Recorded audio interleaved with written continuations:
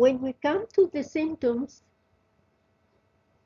we'll divide them into stages according to the pathology which occurs in the patient. The first is migration stage with petechial hemorrhages, edema, and pruritus may subside within 2 to 3 days when this is during penetration of cercari.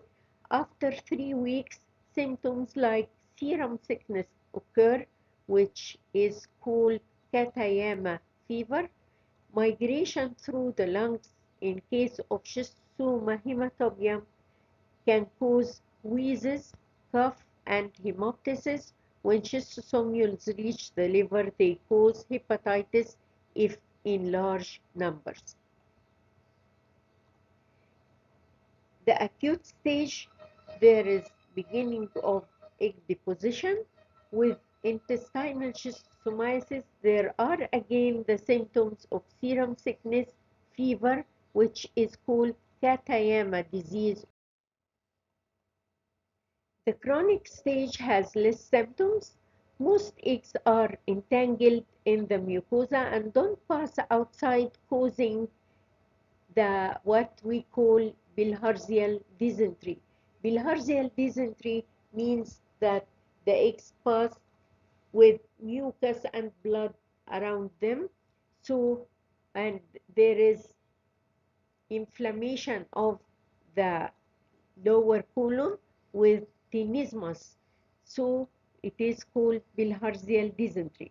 This bilharzial dysentery is not relieved by the antiparasitic drugs that are usually taken during dysentery. Some eggs are swept back to the liver and to the other organs, producing symptoms and liver affection. In case of the liver in intestinal schistosomiasis, but also to a less extent in the urinary schistosomiasis, we'll discuss hepatosplenic schistosomiasis. Hepatosplenic schistosomiasis is because these are parasites which live in the portal circulation.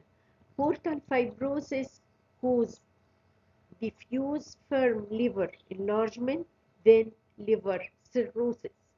Spleen is enlarged also as a result of portal hypertension, and portosystemic shunts open later, mostly in the esophagus, and thus they cause esophageal varices. Also, ascites develops with hypoproteinemia due to liver affection.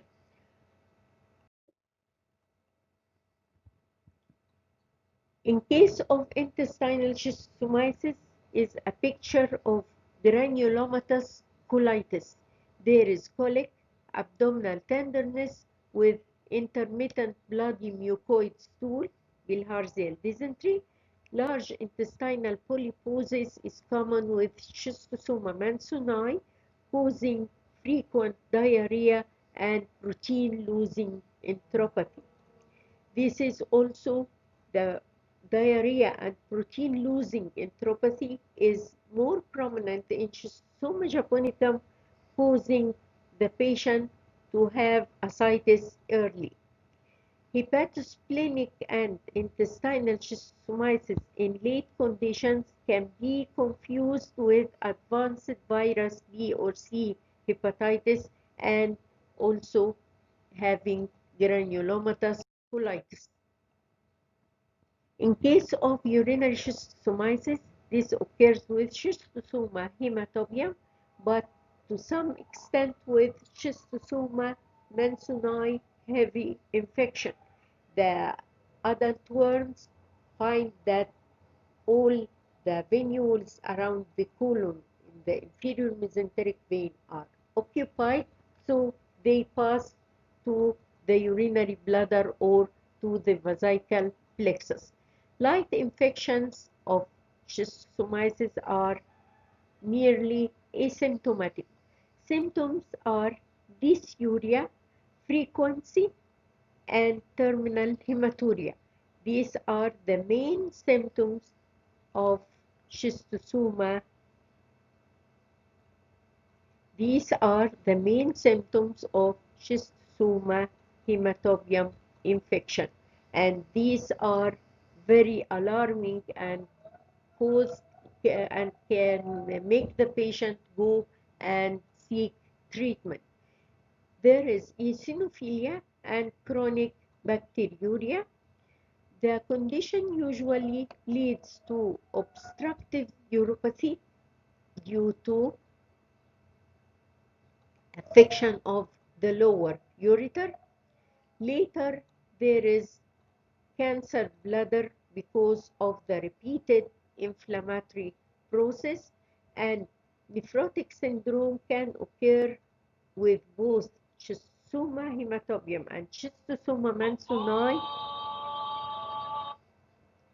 due to the deposition of immune complexes in glomerular capillaries. This is due to the immune reaction against schistosomes can form large immunoglobulin complexes in the circulation which are deposited in the glomeruli, causing nephrotic syndrome.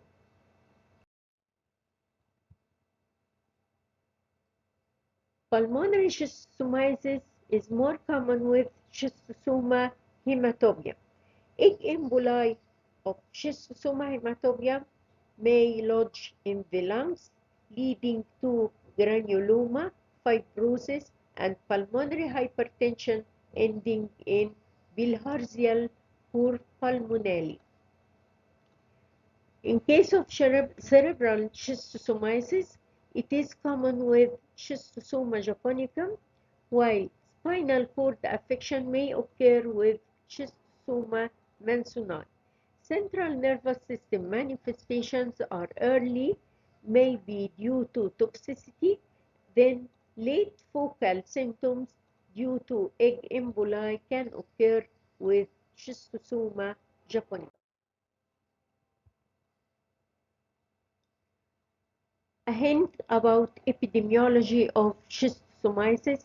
This is important for our colleagues in community medicine department. Schistosoma mansoni main source of infection is humans because they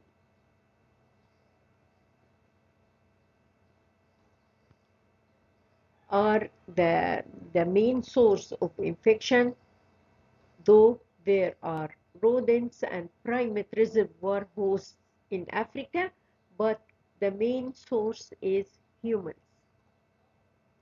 Schistosoma hematobium has no natural reservoirs. When reared in the laboratory, we can rear it in hamsters, but naturally there is no reservoirs.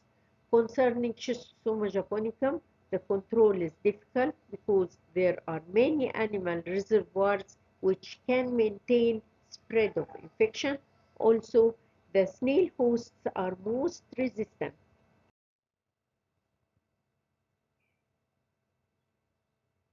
When we come to the treatment of schistosomiasis, praziquantel still is the drug of choice, but Vancil or oxamniquine is effective in schistosoma mansoni.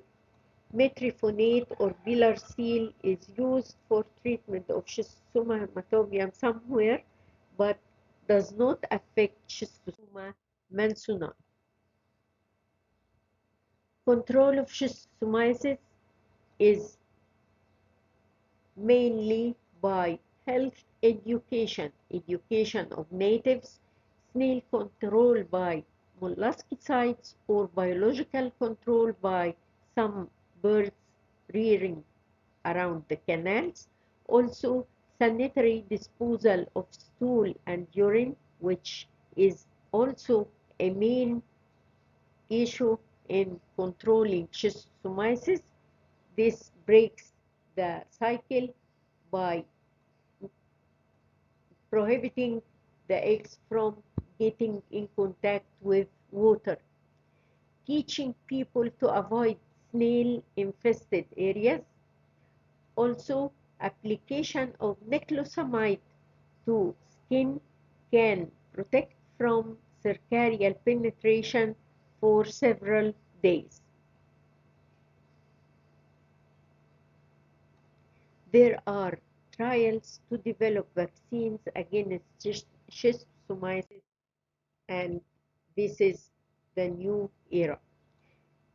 Now we can speak about schistosomal dermatitis or bathers or swimmer's itch.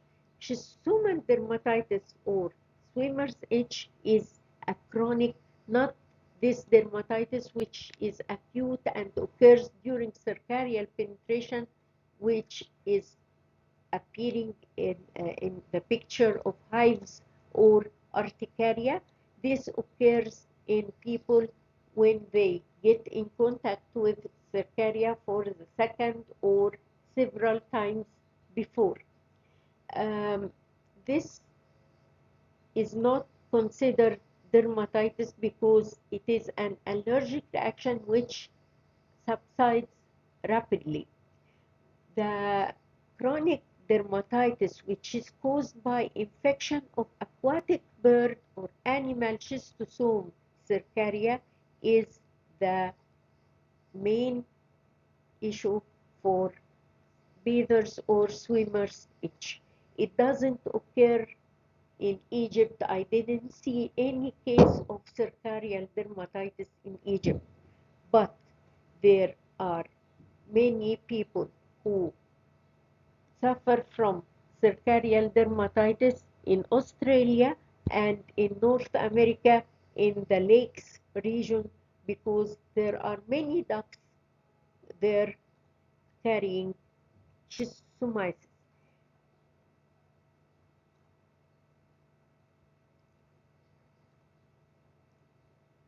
Cercariae stay in the skin and don't reach systemic circulation to complete the cycle, so there is severe papular granulomatous dermatitis around these entangled cercariae.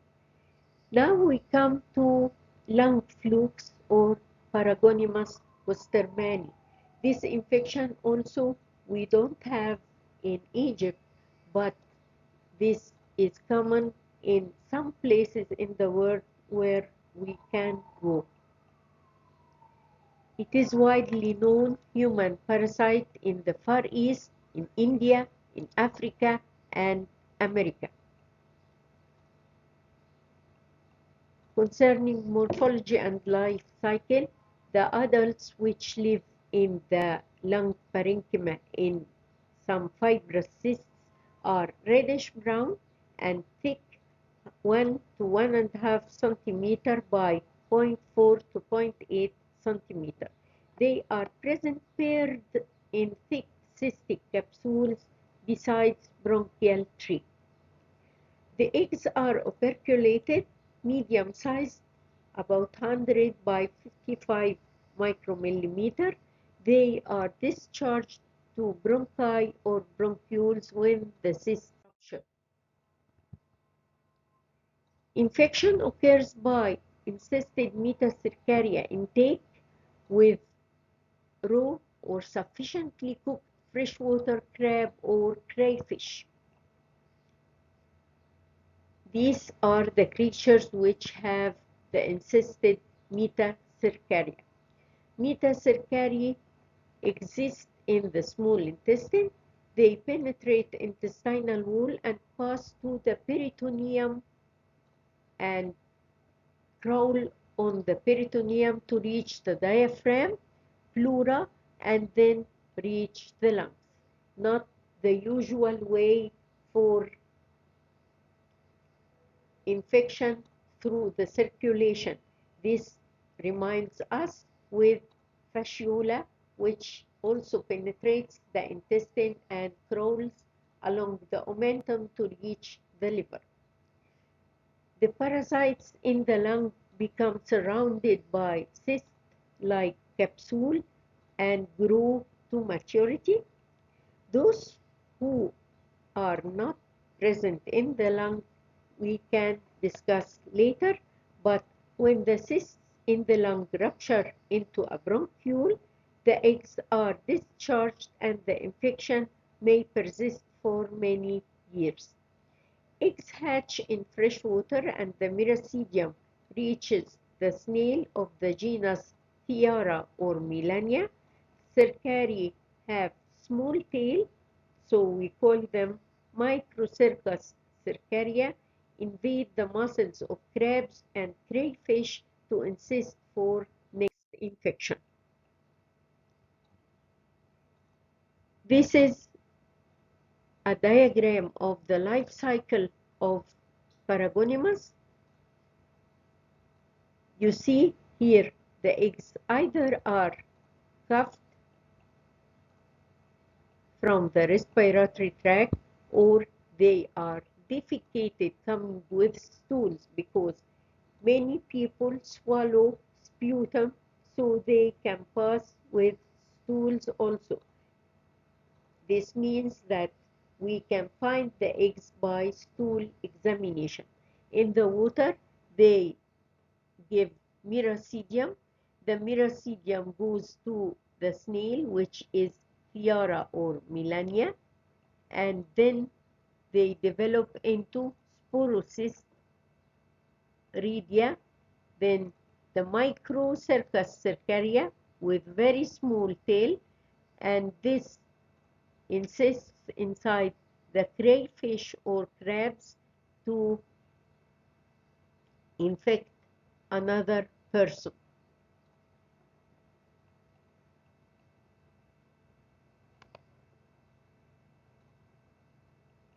This is also a diagram of the adult with the testis behind here and here, and this is the ovary, this is the ventral sucker, and this is the oral sucker. This is the operculate egg. You can notice that the operculate egg doesn't have mature miracidium. It stays in water for some time to form the miracidium or to be the miracidium to be formed.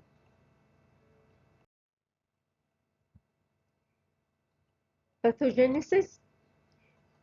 During migration, some worms reach ectopic sites when they don't reach the lung. Migration of the encysted metacercaria produces transient local hemorrhages and leukocytic infiltrations in the lung or in the tissues. This can cause inflammatory reaction.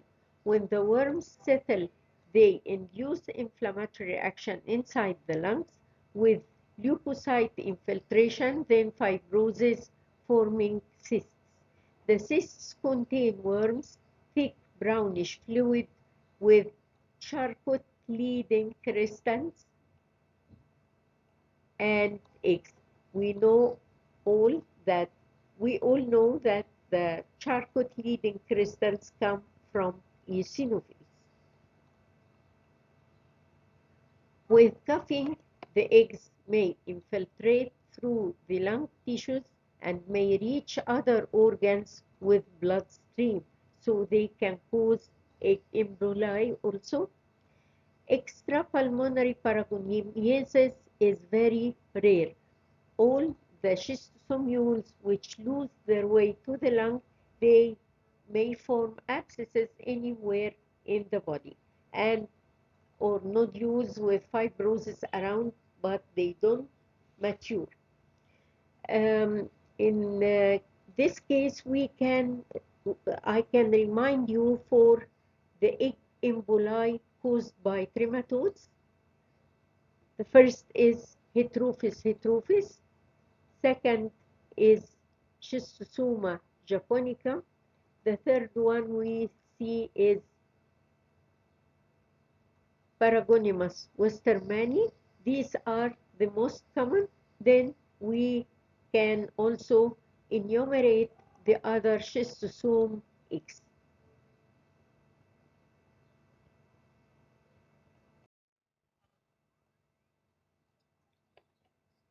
Here we have a cross-section in the lung with cross-section in the worms inside, and this is the fibrous tissue around them.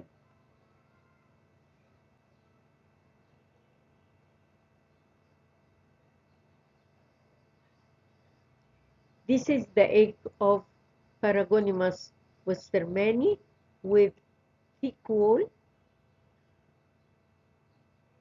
prominent operculum, and immature embryo inside.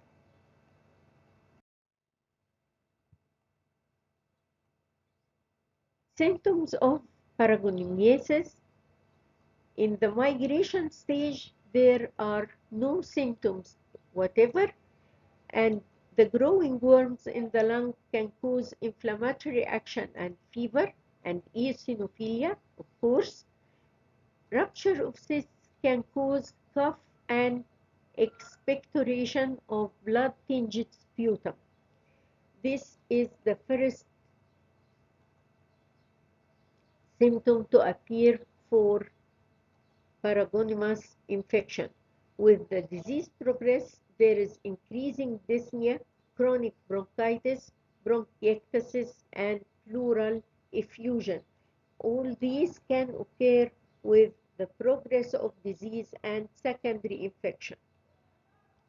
Hemoptysis may occur after cough paroxysms with severe chest pain. This picture is similar to tuberculosis. If man is not a suitable host for Paragonimus, the worms migrate to erratic foci like the brain, spinal cord, abdominal cavity, or subcutaneous tissue. This occurs with some species of Paragonimus, which is not human infection, but infecting other animals like dogs or forest animals. And when man is an accidental host, they cause erratic infection in the brain or spinal cord or abdominal cavity or in the subcutaneous tissue, forming abscesses there. The most important is cerebral Paragoniasis, when the worms invade the brain through jugular foramen, not through circulation. There is fever, headache, nausea, vomiting, meningeal irritation, motor and sensory disturbances, and Jacksonian fits. Diagnosis: the presence of dark golden brown eggs in the sputum or feces. Sputum is blood tinged and contains eggs and Charcot-Leyden crystals. Serological tests also are beneficial. X-ray examination shows patchy infiltrations and cystic shadows, and calcifications also can show cerebral calcification if the infection is in the brain. There is high